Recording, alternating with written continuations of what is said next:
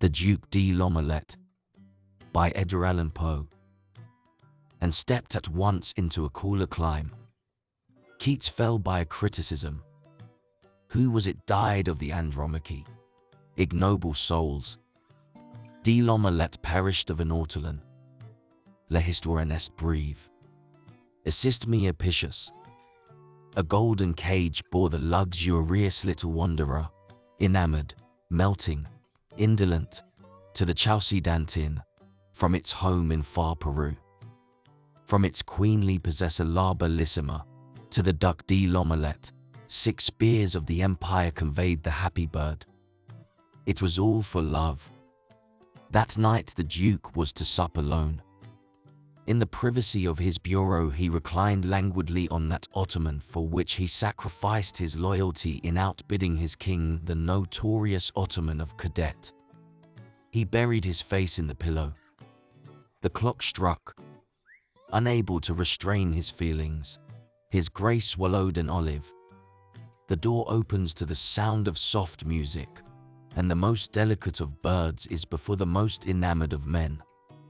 Horror, dog, Baptiste, l'oiseau modeste Q2 déshabille de ses plumes, et Q2 servi sans papier. It is superfluous to say more. The Duke expired in a paroxysm of disgust.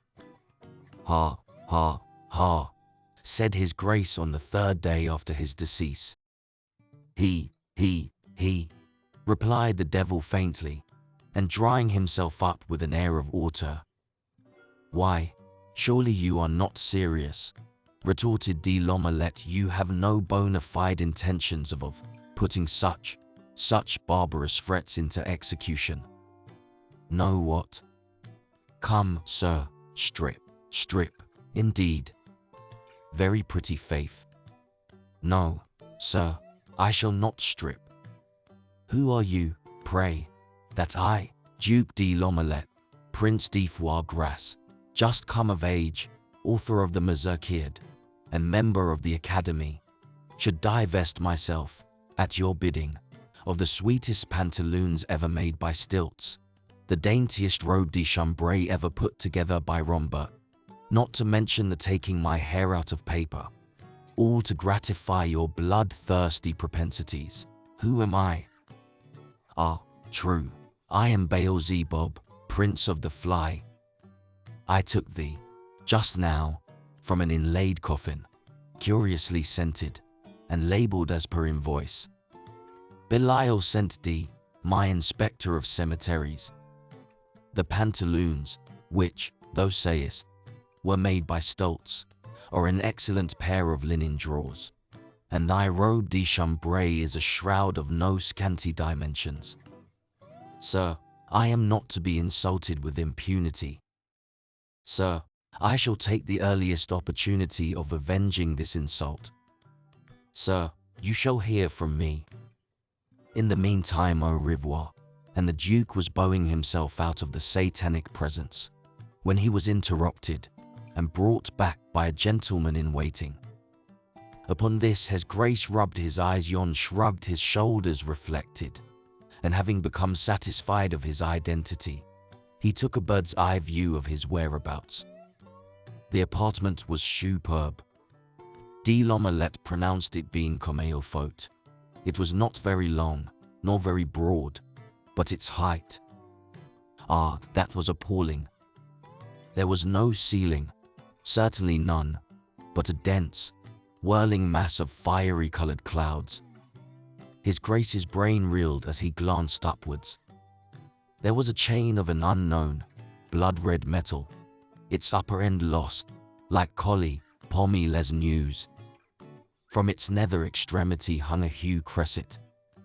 The Duke knew it to be a ruby, but there poured from it a light so intense, so still, so terrible. Persia never worshipped such, Geber never imagined such, Mussulman never dreamed of such, when, drugged with opium, he has tottered to a bed of poppies, his back to the earth, and his face to the god Apollo. The Duke murmured a slight oath, decidedly approbatory. The corners of the room were rounded into niches. 3 of these were filled with statues of gigantic proportions.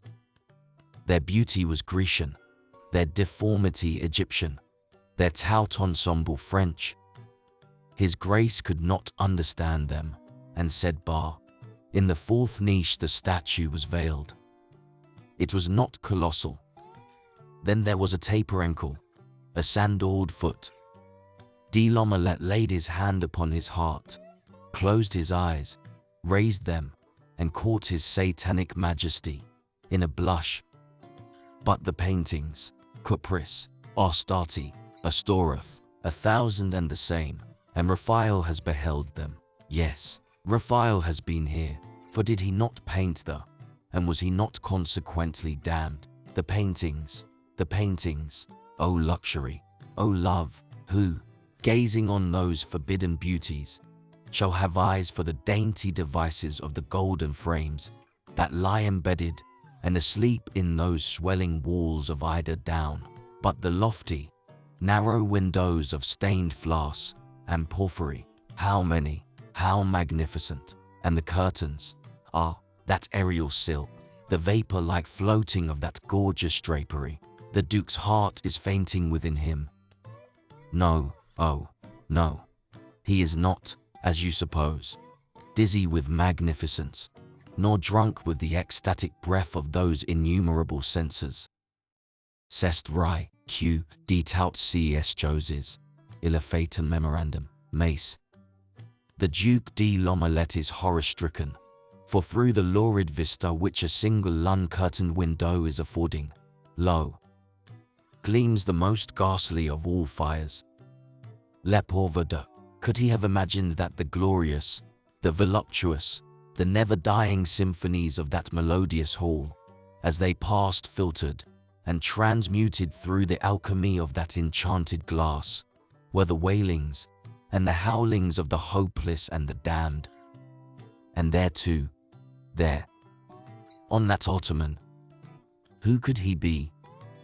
He, the petit maître, no, the deity, who sat as if carved in marble, at Kisaurit, with his pale countenance, si amirement, mais il faut dire. A Frenchman never faints outright. Besides, his Grace hated a scene. DeLOmelette is himself again. There are some foils on a table, some points also. The Duke had studied under B.